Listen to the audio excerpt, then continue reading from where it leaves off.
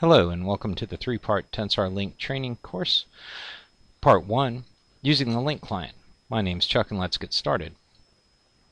Lync is a combination instant messaging, teleconferencing, and screen sharing tool that's included in the Microsoft Office 2013 suite. As with all Microsoft products, after taking the class, you'll need to practice a little bit to become proficient at Lync. To start Lync, click on your Start button, then click on All Programs. Then, click on Microsoft Office 2013, then click on Lync 2013. This will bring up the Lync client. To sign in, put in your email address. If prompted for a username, this will also be your email address. Click on Sign In, and then put in your network or Outlook password. Make sure Save Password is checked, and hit Sign In, and also hit Yes, so that Lync can save your sign-in info and sign you in automatically next time if you wish. In a few seconds, you'll be signed into Lync through your client,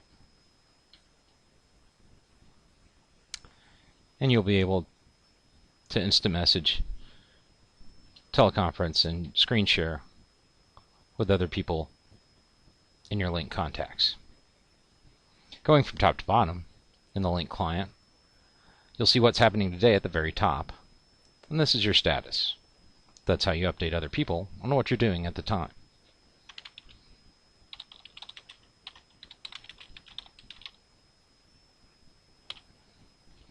Below that, you'll see your name and your picture. You can change your picture at the Tensor user self-service site, https://adss@tensorcorp.com. If you need that link, please contact IT. To the left of my picture, you'll see a green bar. This is a quick reference to your presence. You may have seen this already in GeoNet or in your Outlook client. You can also see my presence is set to available here, but I could set it to busy since I'm making videos, or do not disturb, or away. If I sign out, it would show me as offline. Below that is your location, so I'll set my location.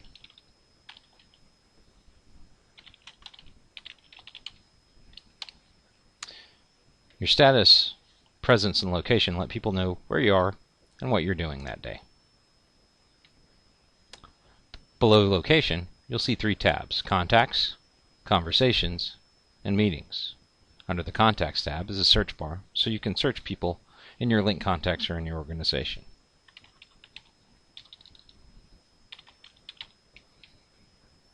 So I just searched for Neil here.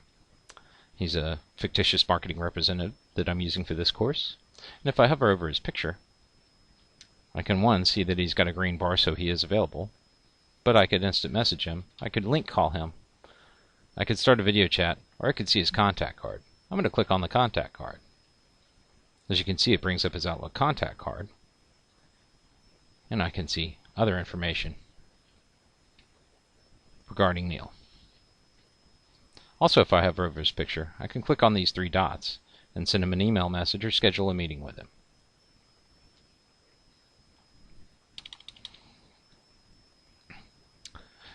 Under the search bar, you can see Groups, Status, Relationships, New, and Add to Contacts. Under that, you'll see whatever groups you have by default. You'll start off with Favorites and Other Contacts. Think of Lync groups as personal email distributions groups. It's just a way to organize the people in your Lync's contacts. You'll probably start out with some colleagues or supervisors in your Favorites bar. But if I look up Neil again, I can right-click, and I can add him to my favorites because I talked to him a good bit. I can also add in other groups. So let's create a new group. I'll go to my favorites group or my other contacts group, right-click on it, and hit Create New Group. I'll call this new group Marketing.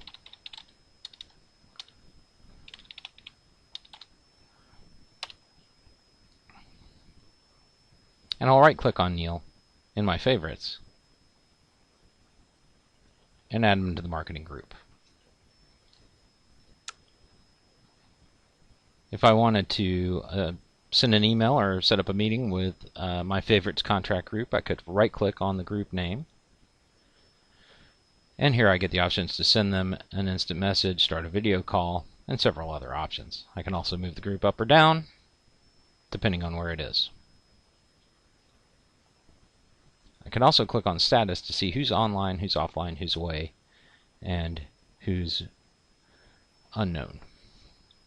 I can click relationships, and I see that Neil's a colleague of mine since we work at the same company. And I can also click and see who's added me as a contact. I can also go over here to add contacts and add a contact from inside my organization or outside my organization. Moving over to the Conversations tab, if I click on Conversations, I can see all the conversations I've had. I can see the ones I've missed and the calls that I've made. I can also view more in Outlook, as all conversations are saved to Outlook. If I click on Meetings, I can see all the meetings I have for that day. Moving further to the right, I can click on the gear to get Lync options to change different things in the Lync client, including how it starts, and my audio device settings and video device settings. I can also manage my recordings from here. The down arrow next to the gear is a menu, and I can sign out of Lync, close the client, or exit it altogether. Keep in mind, if I just X out of the Lync client, it'll stay running in the background. If I truly want to exit, I would hit sign out or exit. I can also go to Tools and get to my options page and my audio device settings. I can also get help, and I can also show this menu bar at the very top over here. I can also have an ad hoc meeting by clicking on Meet Now.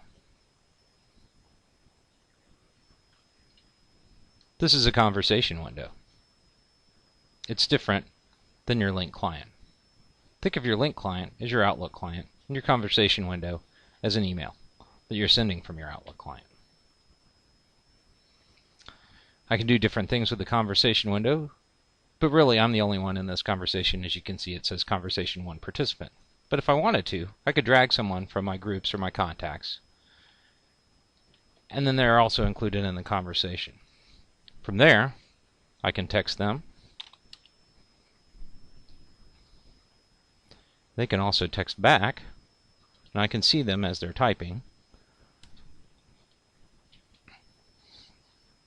I could also call them, have a video chat, share my desktop or a program with them, or invite other people to this ad hoc meeting. Keep in mind, ad hoc meetings have a few restrictions. I can't add anyone to an ad hoc meeting that's not in my Lync contacts, and I can't present to iOS devices from an ad hoc meeting. Keep in mind that Lync client is available for iOS, iPad, and iPhones. iPhones and iPads can receive presentations, but you can't present from either one. To end my conversation with Neil, I'll click on the three dots that say More Options and hit End Meeting. I could just X out, but if I did, Neil would still be in the meeting by himself. So I'm going to end the meeting.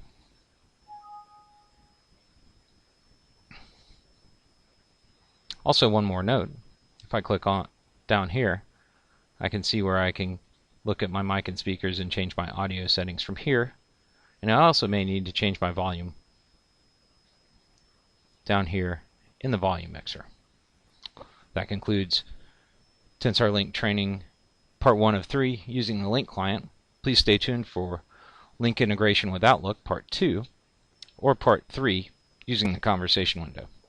I'm Chuck, and thanks for joining me. Have a great day.